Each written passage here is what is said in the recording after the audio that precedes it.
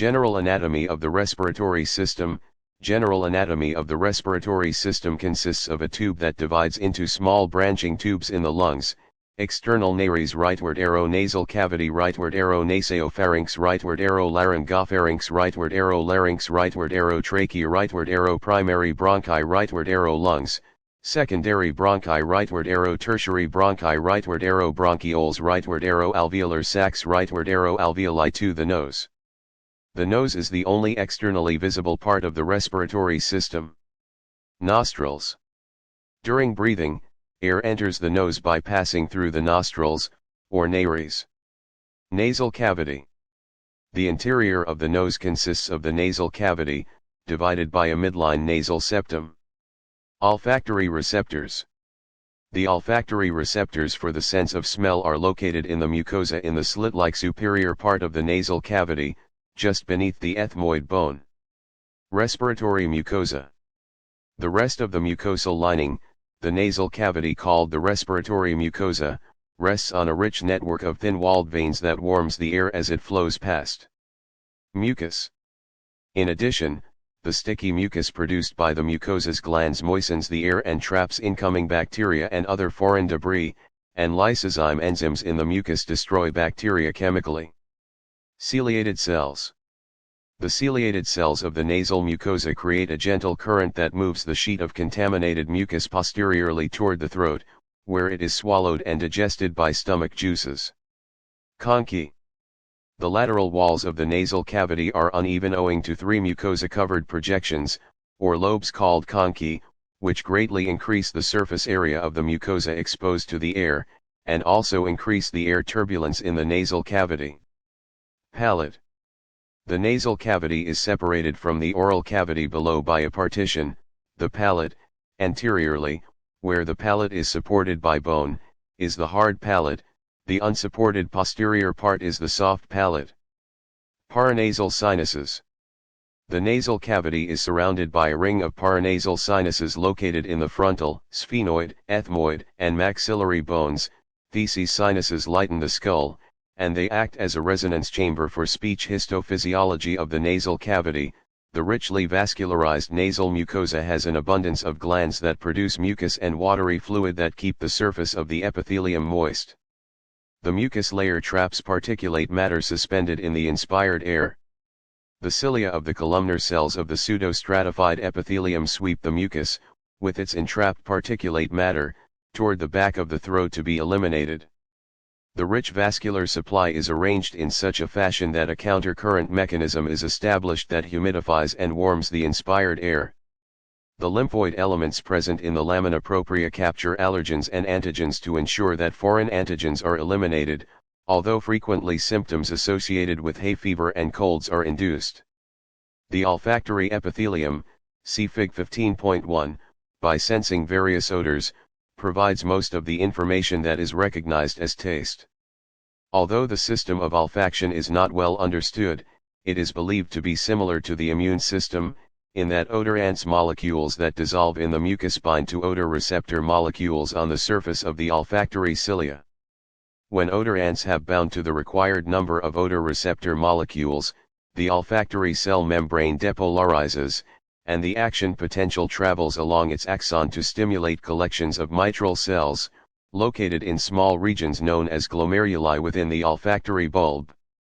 The 1,000 or so glomeruli located in the olfactory bulb receive input from about 2,000 olfactory neurons.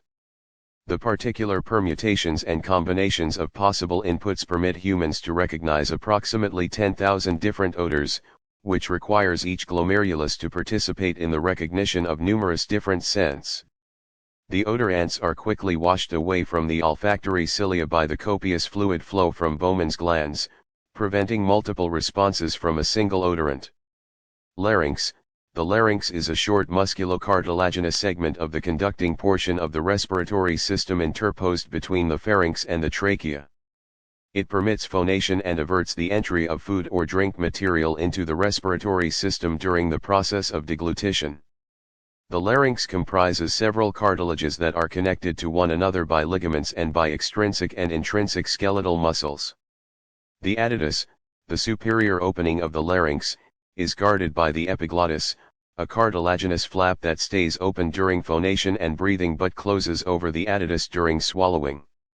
The laryngeal lumen displays two pairs of folds, the superior vestibular folds, which do not move. The inferior vocal folds, which contain a dense regular elastic connective tissue, the vocal ligament, and its adhering vocalus muscle.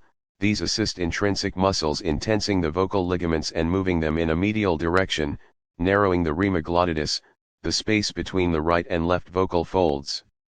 As the exhaled air rushes past the vocal folds, it vibrates them and produces a sound that, by being modulated by the tongue and lips, creates speech. The length of the vocal fold and the degree of tension placed on it modulates the pitch of the sound that is being produced. The shorter the fold and the greater the tension on the vocal cord, the higher the pitch of the sound that is being produced. The superior aspects of the vocal folds and of the epiglottis are covered by stratified squamous non-keratinized epithelium, and the remainder of the laryngeal lumen is lined by pseudostratified ciliated columnar epithelium. The cilia of the columnar cells of this epithelium transport mucus toward the pharynx to be eliminated. Epistaxis. A common problem with many individuals is a nosebleed, epistaxis. In children, nosebleeds are usually the result of nasal drying, whereas in adults, they may be a warning sign of high blood pressure. Nosebleed usually occurs in the anteroinferior region of the nasal septum, Kieselbach's area, an area rich in blood vessels. Bleeding may be stopped by applying pressure or packing the nasal cavity with cotton. Any nasal bleeding that persists, recurs, or is severe needs to be evaluated by a physician. Within the lamina propria of the respiratory epithelium covering the conchi are large venous plexuses known as swell bodies. Every 20 to 30 minutes, the swell bodies on one side of the nasal fossa become engorged with blood that distends the mucosas slightly, impeding airflow. At this time, most of the airflow passes through the opposite nasal fossa. This cycling assists the respiratory mucosa in maintaining a hydrated state. Acute or chronic laryngitis is an inflammation of the larynx resulting from overuse, irritation, or infection of the vocal folds, the mucous membrane covering of the vocal cords. Normally, the vocal folds open and close smoothly, forming sounds as air passes by them, causing them to vibrate. During laryngitis, the vocal folds become inflamed or irritated and they swell, resulting in the creation of hoarse sounds. Most cases of laryngitis are triggered by temporary viral infections or vocal strain and are not serious. Persistent hoarseness can sometimes signal a more serious underlying medical condition, however. Cough reflex is initiated by particulate matter or irritants in the upper passageways of the respiratory system, including the trachea and the bronchi. The reflex begins with a large volume of air being inhaled. This inhalation is followed by closing the glottis and epiglottis, followed by a powerful contraction of the muscles of expiration, abdominal and intercostal muscles, and then an immediate opening of the glottis and epiglottis. This last event permits a powerful rush of air, velocity of which may reach 100 miles per hour, forcing the irritant out of the upper respiratory passages. Trachea. The trachea, a 12 cm long tube, is always patent because of the 10 to 12 C-shaped hyaline cartilage rings, called C-rings, that support it along its entire length. Each C-ring, positioned in such a fashion that its closed portion faces in an anterior direction, has its own perichondrium. The perichondria of neighboring C-rings are connected to each other by fibroelastic connective tissue. The posteriorly facing open ends of the C-rings are connected to each other by slips of smooth muscle, the trachealis muscle, whose contraction reduces the diameter of the trachea, accelerating the flow of air through this tubular structure. The lumen of the trachea resembles the shape of the capital letter D. The trachea is composed of three layers: the innermost mucosa, the middle submucosa, and the outermost adventitia. The mucosa of the trachea is composed of respiratory epithelium, subepithelial connective tissue, lamina propria, and a thick sheet of elastic fibers that separates the mucosa from the submucosa. The respiratory epithelium, pseudostratified ciliated columnar epithelium, Fig 15.2, is composed of goblet cells, ciliated columnar cells, basal cells, brush cells, serous cells, and diffuse neuroendocrine system, DNES, cells. All cells of this epithelium sit on the basement membrane, but not all of them reach the lumen. Almost one-third of the cells of this epithelium are goblet cells, Fig 15.3, unicellular glands that manufacture the slippery secretion known as mucinogen, which they store in secretory vesicles in the expanded apical region of their cytoplasm, known as the theca. Most of the organelles, including the nucleus of goblet cells, are located in the thin, basal part of the cell known as the stem. When the mucinogen is released into the lumen of the trachea, it becomes hydrated and is known as mucin. When mucin is mixed with particulate matter in the lumen, it becomes known as mucus. There are approximately as many ciliated columnar cells as there are goblet cells. These tall cells have numerous cilia that propel the mucus in the lumen of the trachea toward the larynx. Basal cells are short, regenerative cells. They constitute slightly less than one-third of the cell population of the respiratory epithelium. These cells undergo mitosis and replace the dead and dying goblet cells, ciliated cells, and brush cells. Brush cells, also known as small granule cells, constitute less than 3% of the total cell population of the respiratory epithelium. These narrow cells may be goblet cells that have released their mucinogens, or they may have some neurosensory function because they have long microvilli that extend into the lumen of the trachea. There are approximately as many serous cells as there are brush cells. Serous cells are also tall columnar cells that display apical secretory granules containing a serous secretion whose function is not understood. DNES cells compose about 3% of the total cell population. These cells manufacture and release paracrine or endocrine hormones in response to stimuli such as hypoxia. DNES cells are frequently innervat, and the nerve fiber DNES cell complex is known as pulmonary neuroepithelial bodies, which, under hypoxic conditions, may be able to activate neurons in the respiratory center of the hypothalamus. The lamina propria of the trachea is a fibroelastic connective tissue housing lymphoid elements and serous and mucus glands that deliver their secretion into the lumen. A thick elastic sheet, the outermost layer of the lamina propria, separates the mucosa from the submucosa. A richly vascularized dense irregular fibroelastic connective tissue forms the submucosa of the trachea.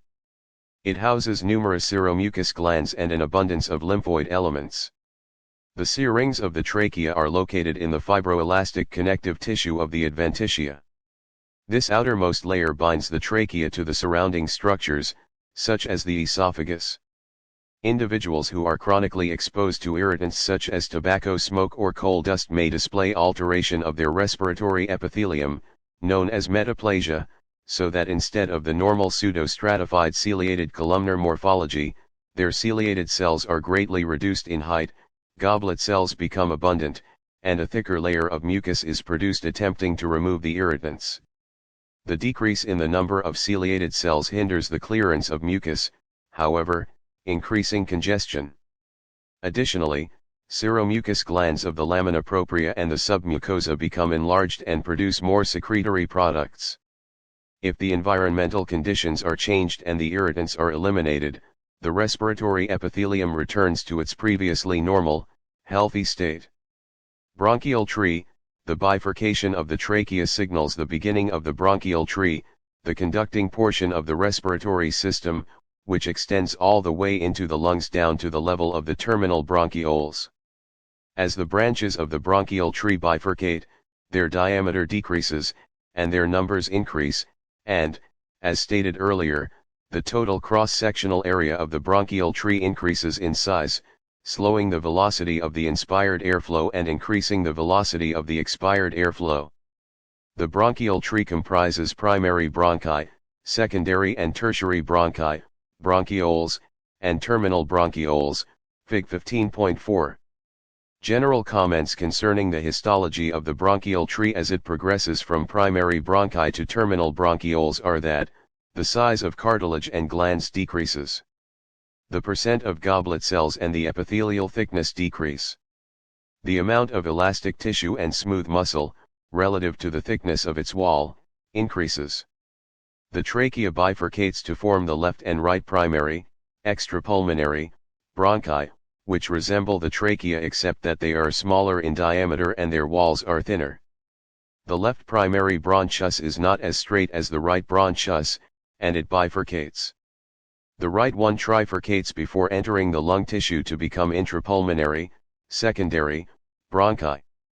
Each branch of the left and right primary bronchi serves one of the 5 lobes of the lung. Secondary bronchi, intrapulmonary bronchi, lobar bronchi, resemble primary bronchi, but the supporting hyaline cartilage is no longer in the shape of a C-ring. Instead, it is composed of small cartilage pieces that surround the circumference of the lumen, giving the cross-sectional circumference of the lumen a round shape. Because the cartilage no longer has open arms facing in a posterior direction, the smooth muscle migrates toward the lumen, occupying a position between the lamina propria and the submucosa, and is arranged in 2 helically disposed layers.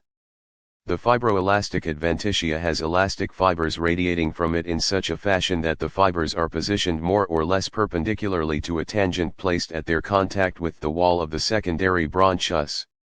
These elastic fibers contact other elastic fibers that ramify throughout the substance of the lungs. Secondary bronchi, when in the lung, are brized to form tertiary, segmental, bronchi, each of which serves one of the 10 relatively large, bronchopulmonary segments of each lung. As these tertiary bronchioles are brized, they form smaller and smaller cylindrical conduits that eventually have no hyaline cartilage in their wall, and possess, relative to the thickness of their walls, more smooth muscle cells disposed in 2 helically oriented bundles. The smallest of these segmental bronchi serve 2 or more pulmonary lobules, small subdivisions of a bronchopulmonary segment, and are brized to form bronchioles. A convenient, but not universally accepted, working definition of a bronchiole is that it is less than 1 mm in diameter and serves a single pulmonary lobule. Bronchioles possess no cartilage in their walls. A relatively thick smooth muscle coat compared with the thickness of their wall. Elastic fibers that emanate from the connective tissue, enveloping the smooth muscle bundles in such a fashion that they are positioned more or less perpendicular to a tangent placed at their contact with the wall of the bronchiole. Contact with other elastic fibers arising from various sources, placing tension on the entire circumference of the bronchiole and maintaining its patency.no gland in their lamina propria. A simple columnar ciliated to a simple cuboidal ciliated epithelial lining. No goblet cells in the epithelial lining of smaller bronchioles. Columnar Clara cells in bronchioles of all sizes that secrete a surfactant-like substance that assists in maintaining bronchiolar patency. Destroy inhaled toxins and act as regenerative cells to maintain the epithelial lining. Bronchioles are brized to give rise to terminal bronchioles, see Fig 15.4, the smallest segments of the conducting portion of the respiratory system, 0.5 mm in diameter, each of which serves a small segment of a lung lobule, the lung acinus. Terminal bronchioles resemble bronchioles but are much more slender and are lined by a simple epithelium composed of cuboidal cells, some with cilia, and Clara cells. Their narrow lamina propria is surrounded by some smooth muscle cells and kept patent by elastic fibers radiating from the fibroelastic connective tissue wall. Terminal bronchioles give rise to respiratory bronchioles. Respiratory portion of the respiratory system. The respiratory portion of the respiratory system consists of respiratory bronchioles, alveolar ducts, alveolar sacs, and alveoli. Respiratory bronchioles, Fig 15.5, resemble terminal bronchioles with the exception of the occasional alveoli that balloon out of their walls, permitting the exchange of gases to occur, which does not happen in terminal bronchioles. Respiratory bronchioles undergo branching and eventually give rise to alveolar ducts, see Fig 15.5, which are simply a linear sequence of alveoli that branch to form many additional alveolar ducts. Each of these alveolar ducts ends as a cul-de-sac formed by 2 or 3 groups of alveoli. Each alveolar group is referred to as an alveolar sac. The common airspace from which these groups of alveolar sacs originate is known as the atrium. Alveolar ducts, alveolar sacs, and alveoli possess their own basal lamina, and they maintain their patency by the presence of slender elastic fibers that attach to the slight connective tissue elements of these structures and to other elastic fibers in their vicinity. Alveoli, see Fig 15.5, are small airspaces lined by two types of cells, highly attenuated type I pneumocytes, type I alveolar cells, and type II pneumocytes, septal cells. The very thin wall of the alveolus permits the exchange of O4 Co. A smooth muscle cell and its surrounding reticular fibers encircle the opening of each alveolus, controlling the size of its aperture. It has been estimated that there are 300 million alveoli in the two lungs, where each alveolus is approximately 0.002 mm, providing a total surface area of 140 square meters devoted to the exchange of O4 Co. Type I pneumocytes are highly attenuated cells that form greater than 95% of the alveolar surface. Most of the organelles of the cell are crowded around the region of the nucleus, whereas the remaining regions of the cell are approximately 80 nanometers wide and house mostly the fluid cytosol. Adjacent type I pneumocytes form occluding junctions with each other to avoid the entry of extracellular fluid from the interalveolar connective tissue compartment into the alveolus. Type II pneumocytes, Fig 15.6, are cuboidal-shaped cells that form only 5% of the alveolar surface, even though they outnumber the type I pneumocytes. These cells house lamellar bodies that they discharge into the lumen of the alveolus as pulmonary surfactant, a substance composed of dipalmitoyl phosphatidylcholine and surfactant apoproteins SPA, SPB, SPC, and SPD that coats the wall of the alveolar airspace and, by reducing surface tension, assists in maintaining alveolar patency. These cells not only manufacture and resorb surfactant in a continuous manner, but they also have the ability to enter the cell cycle and form more type II and type I pneumocytes. The region between two neighboring alveoli is known as an inter-alveolar septum, which is a slender, continuous, capillary-rich, see Figs 15.5 and 15-6, connective tissue element that provides a degree of stability to these delicate structures. Monocytes, derived from bone marrow, populate inter-alveolar septa and enter the lumina of alveoli, becoming known as alveolar macrophages, Dnes cells, which phagocytose not only particulate matter and microorganisms that gain access to the alveoli with the inhaled air but also surfactant to ensure a constant exchange of old for newly formed surfactant. Dnes cells, engorged with phagocytosed material, either re-enter the inter-alveolar septum to leave the lung via lymph vessels or migrate up the bronchial tree to enter the pharynx to be eliminated with the mucus by being swallowed or expectorated. Inter-alveolar septa may be very narrow, housing only a continuous capillary whose basal lamina is fused with the basal lamina of the type I pneumocyte, or a capillary and connective tissue elements, including lymphoid cells, fibroblasts, and macrophages surrounded by reticular fibers, elastic fibers, ground substance, and extracellular fluid. The exchange of CO in the capillaries for oxygen in the alveolus occurs best in the region of the narrowest possible interalveolar septum, known as the blood-gas barrier, a structure composed of 1 capillary endothelium, 2 fused basal laminae of the capillary endothelium and type I pneumocytes. 0.3 attenuated type I pneumocyte. 4 surfactant. Chronic obstructive pulmonary disease, COPD, is a combination of lung diseases that includes emphysema and bronchitis. Emphysema is a chronic disease in which the alveoli become damaged, resulting in difficulty breathing. Chronic bronchitis is a disease in which a bronchial obstruction impedes breathing. It becomes chronic, resulting in swelling, inflammation, wheezing, coughing, and increased difficulty in breathing. It can begin as a mild condition, and over time it can lead to a greatly reduced quality of life and respiratory failure, resulting in death of the individual. Exchange of gases between the tissue and the lungs, cellular respiration in the entire body results in the formation of approximately 200 ml of CO2 per minute that enters the capillaries to be transported to the lungs, Fig 15.7a and b, where it is exchanged for on because the partial pressure of CO is greater in the tissues than in blood. The gas enters the capillaries via simple diffusion. The 200 ml of Conchi that enters the capillaries every minute is distributed in the following manner: 20 ml becomes dissolved in the plasma. 40 ml bind to globulin component of hemoglobin. 140 ml enters the erythrocyte where carbonic anhydrase catalyzes its reaction with water to form HC3, which dissociates to form H and HCO. The bicarbonate ion diffuses out of the red blood cell, RBC, cytosol into the plasma. To compensate for the change in ionic balance, Cl** enters the RBC cytosol from the plasma, a process known as the chloride shift, Fig 15.7c. In the alveoli of the lungs, the partial pressure of oxygen is greater than that of the oxygen entering blood. The two gases are again exchanged by simple diffusion, a process that does not require the expenditure of energy. The release of CO and the uptake of ON occur in the following manner: Fig 15.7d. Bicarbonate ions of the plasma enter the RBC cytosol, necessitating the exit of Cl** ions from the cytosol, a reversal of what happened before, constituting another chloride shift. Carbonic acid forms by binding bicarbonate ions with H ions.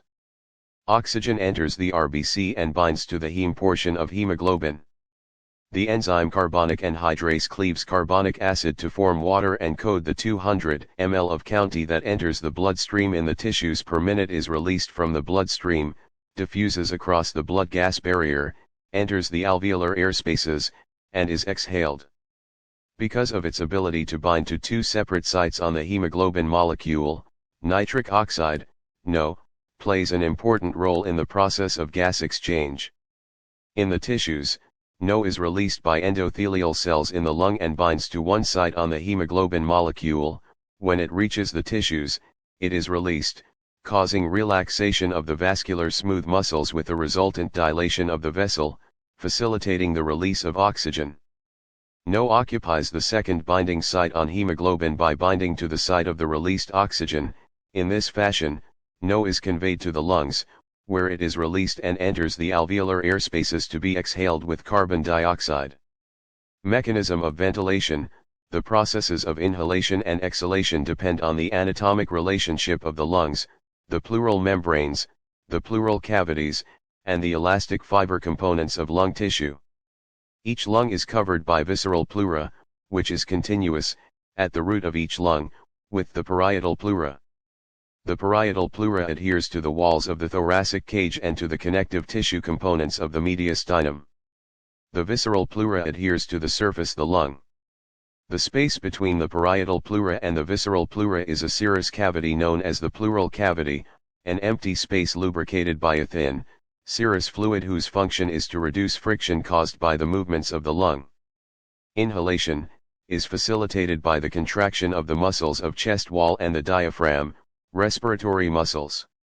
As these muscles contract, an energy-requiring process, the thoracic cage enlarges and pulls on the adhering parietal pleura, enlarging the pleural cavities and consequently reducing the pressure inside the pleural cavities. The atmospheric pressure is now greater than that of the pleural cavities, causing the influx of air into the lungs.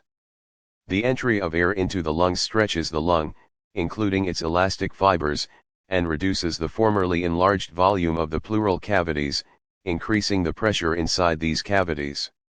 Exhalation is facilitated by the relaxation of the respiratory muscles, permitting elastic fibers that were stretched to begin to return to their normal length. Increased pressure within the pleural cavities to drive air out of the lungs. Patients with pulmonary congestion and congestive heart failure have lungs that are congested with extravasated blood. RBCs gain entrance into the alveoli, where they are phagocytosed by alveolar macrophages. In these instances, these macrophages are called heart failure cells when they are present in the lung and sputum. Lung cancer is the most common cause of cancer-related death among men and women in the United States. It claims more lives each year than colon, prostate, and breast cancers combined. Lung cancer is a disease of uncontrolled cell growth in lung tissue that may lead to metastasis with invasion of adjacent tissue and other organ systems. Most lung cancers are carcinomas of the lung, derived from epithelial cells. Almost 90% of lung cancer is caused by long-term exposure to tobacco smoke. The most common symptoms are shortness of breath, coughing, coughing up blood, and weight loss. There are two main types of lung cancer: small cell lung carcinoma, which responds to chemotherapy, and non-small cell lung carcinoma, which responds better to surgery. Radical radiation is often used in the treatment of small cell lung carcinoma.